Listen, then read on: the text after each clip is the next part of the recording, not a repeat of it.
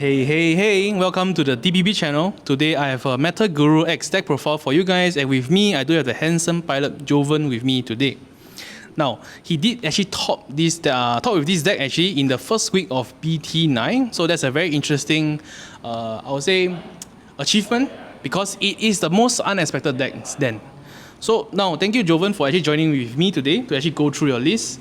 So let's start off with the Digitama first. Alright, so I play 5 Digitama. So for the first ball we have the Sunomon from BT5.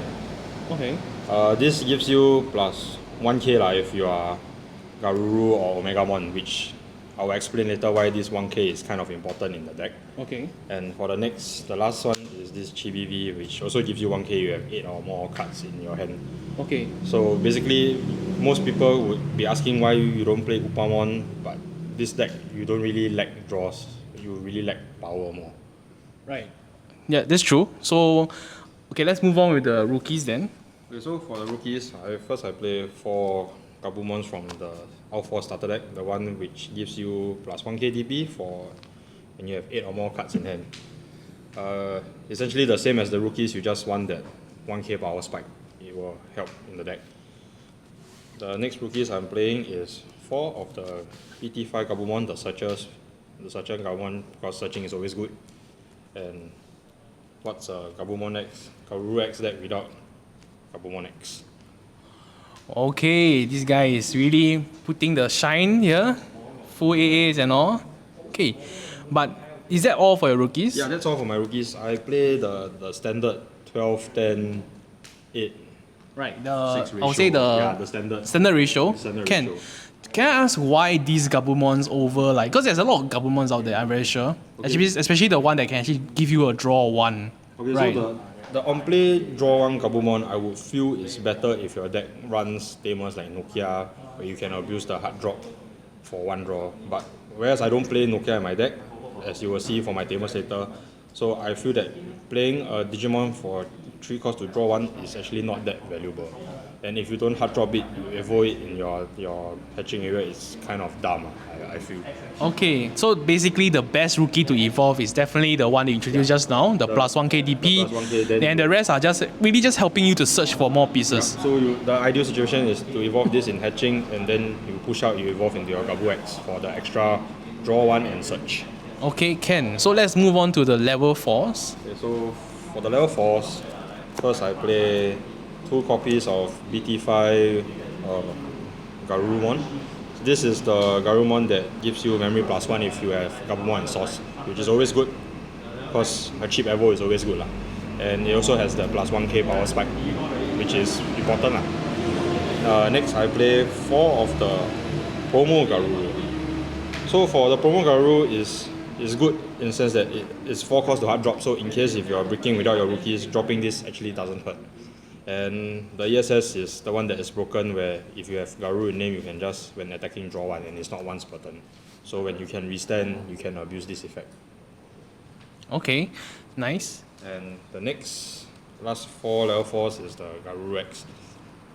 Solely for the ESS, where if your Digimon is Garuru and you lose in battle, you can just remove 2 source, which keeps your body alive. So you don't just lose because you're smaller against security. Okay, so I do have one question because you're a Gabumon lover, right? So you do see your Garuru X having the effect to actually protect you from just battles. Yeah. Now, how do you feel when Bandai just say, I'm giving Greymon X the better inherit effect?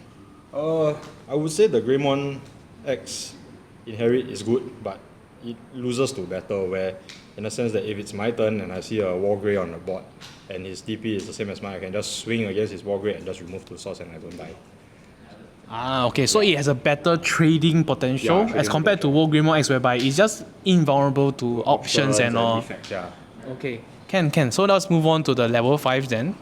So for the level 5s, I play 4 of the promo War Garu solely because it gives the security plus 1 if you have 8 or more in your hand, and you can attack twice if you have Garu in source. This is good because the security attack turbos your deck way faster, where you can actually check 5 securities in a turn if you do the right plays. And for the next level 5s, we have the Digimon just to abuse the X antibody free evo and board control because it can bounce level 4. Yeah. Okay, so I do have this, I'll say, common question, because not everybody have really access to these promos, especially the level 5 and the level 4s. Now, if you don't actually have all these promos, how will you actually build your Were Guru then? Or will you just consider not playing it at all? I've saw some lists playing the EX War Garuru and Garuru, but I personally feel like without the promo, your deck actually slows down too much to the point that I personally feel it's unplayable unless you actually get a high roll hand from the start. And if your deck is losing out in speed in this current meta, you actually typically just prepare to lose because right now it's all about OTK. Right. So basically the promo really activates that OTK potential for you, especially with the security attack +1. Yeah, definitely. So yeah, the promo is like the heart of this deck. Okay, so let's move on to the level 6. So for the level 6, first I run 2 of the EX01 Metalgaruru. This card, okay, most lists they don't even run another Metalgaruru level 6, they purely just run the X. But I run this for the fact that you can just extend your plays because sometimes it's a bit expensive to evolve your 5 to 6 for 4 cost. Whereas for this, as long as for each 4 cards in your hand, you actually gain back 1 memory. So sometimes when your hand size is big but you don't have enough memory, you actually can cheat this out for free. And he has that sneaky effect where when attacking you can just bounce on deletion Digimon to the bottom deck. Okay. Which is actually very strong to counter quite a fair bit of cards in the current meta. Understandable. Now, of course, I want to ask you, why not consider other Metalgurus? Is it because solely you do just want to have the cheap cost, or like you don't actually want to evolve to another level 6 Digimon anyway? I have considered playing the BT1 Metalgaru, but I feel that playing things out from my source is actually quite detrimental to myself because I actually want the source stack under my Metalgaru X so that I can protect it from security battles and all people trying to swing over me. Yeah. Okay, Ken, thank you. So let's move on to the other level 6, which is definitely the handsome card, or rather the face of this deck actually. Yeah. So, as you all know, this is a Metalgaru X deck. So, what's a Metalgaru X deck without the style of itself? Definitely. Yeah. So, basically, this card's just a bit ridiculous where whenever it unsuspends, it bounces the lowest level. And I really think it's very broken. Especially with the current meta of everybody only having 1 body on board. So if your opponent has only a level 6, the level 6 goes back to hand. Yeah. And definitely bounce is one of the best, I'll say, way to answer Digimons nowadays, because most of them just protect against minus DP in terms of Dorugrimon and also destruction effects such as Gaia Force, but they don't actually protect you against bounce. So actually the bounce is quite strong, and I actually do realize that the Metalguru X does have a blocker. So how does that really helps you, or it doesn't really come often being an impact? In a sense that if, let's say your opponent has lethal next turn, when you're swinging with your level 5s, like your Garu or your Garu X, and you happen to evolve into this when attacking, you can unsuspend this, and you actually have a body on board to just prevent the lethal. And if you are afraid that your opponent Digimon is a bit bigger than yours, with the level 4 Garu X, you actually don't need to be afraid of dying.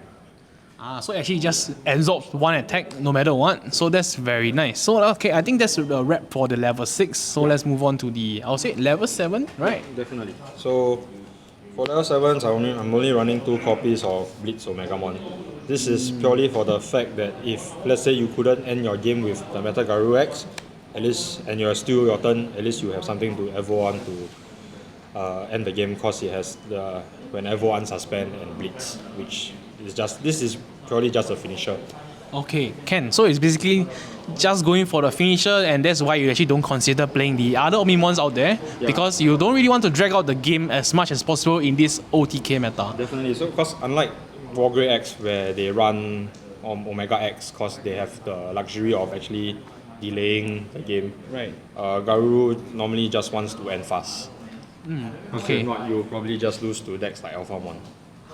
Okay, so that's the problem child of BT9. Ken, let's move on to the, I'll say, Tamer and options, which is definitely one of the more interesting way of how people actually build their Metalguru X. Okay, so let's start off with let's start with the Tamers. So first I run 3 cool boys. This is just purely to accelerate your draws, and it's also a searcher, which is good, and Garuru can abuse the +1 and draw 1 effect, because most of the time you just want to evo 3-on-3, 4-on-4, so on and so forth. So most of the time you can just abuse the effect. And my last 2 Tamers I play hero. So why I'm playing this red Tamer instead of your typical start 3 blue Tamer like Davis is because if you notice that Metalgarurumon is actually a very small 12,000 DP, and if you have hero, it gives you the extra 2k. So I personally played against a Wargrey deck, and I lost due to the fact that I wasn't running this Tamer, and my Metalgarurumon was 14k. So I swing into a Blitz Omega Insecurity, and because of that, I lost the game.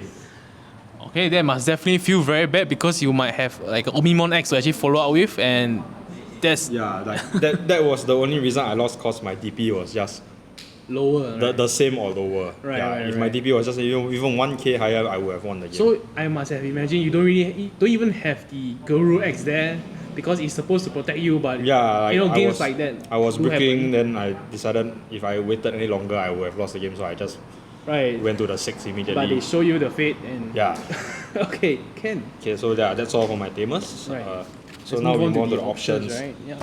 So the first option I'll be running is the XND option. I run 2 because I feel 3 is a bit too much, and 2 allows me to have space for other things.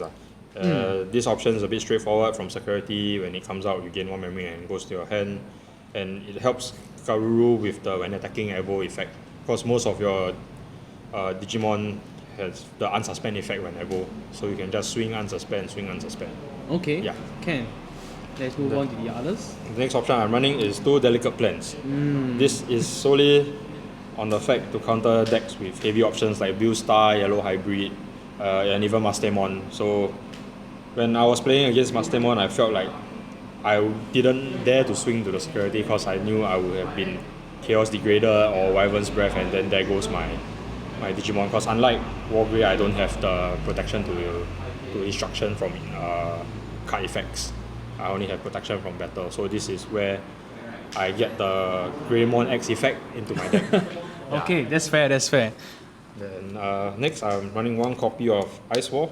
So why even though Ice War is restricted, I still run the 1 copy is because first is the security effect. The +2 memory is still too damn broken, and the effect of making your opponent Digimon lose 2 memory whenever their Digimon attack helps you stop potential OTKs from Alphamon or Grandis, where they have multiple swings instead of just 1 big check. Yeah. Okay, so the last 2 cards And the will be. last now is Blue Memory Boost, just for extra search and extra memory. Okay. This is a bit straightforward. Definitely going for the consistency play. Now, I do have a few questions. So one of them would be, why no Hammer Spark? I feel you don't really benefit from Hammer Spark in this deck, as most of the time you can abuse Cool Boy to gain your memory already. So you don't really need the Hammer Spark, and this deck. Okay, except this whole BT9 meta, I feel that makes a lot of deck has no space. Because you need to run your... You run the Cool Boys, you run the X-Body, X-Any-Body options. You need to run your X and your normal Digimons. Right. So they do really stack up very fast. It's unlike the previous meta where you have space for Hammer Sparks and whatnot. Yeah. So okay, I do have 3 questions for you. So it's burning questions from me. So the first question would be, why do you think Metalgarurumon is not considered like the best deck out there?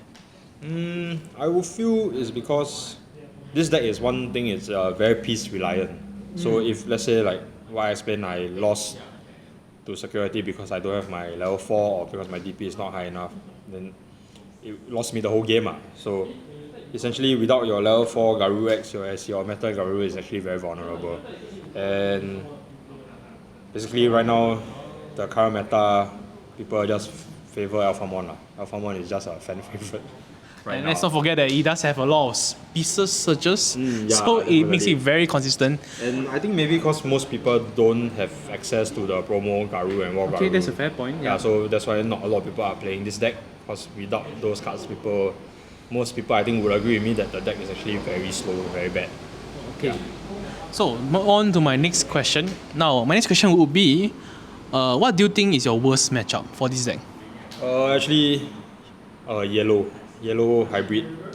Solely on the fact that actually not yellow hybrid, anything that can recover.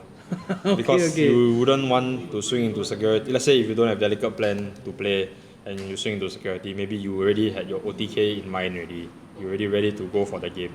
Or then you swing and you hit into a tactical retreat or holy wave. Then it just stalls, your opponent stalls you for one more turn. Then maybe the next turn when you pass over, they just destroy your body, then you have to restart. Right. So definitely this deck really excels in dealing just 5 security damage and then going for game right there. And any more than 5 just seems like a bit of a struggle for the deck. Yeah, definitely. Yeah. Okay, so my last question.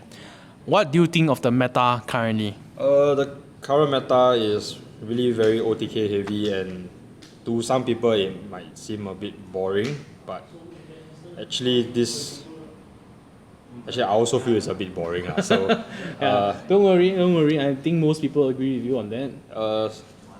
This meta is just OTK and who gets to OTK first, or who can last the OTK and continue to fight the game. So there's nothing much about this meta compared to what was in BT8, where it was a bit more fun with all the new mechanics and all. Okay, thank you Joven for actually showing me your whole deck list, and I hope you guys actually enjoyed the deck profile so far. So thank you guys for watching till the end. Do consider subscribing, dropping a like and a comment if you guys enjoy the content.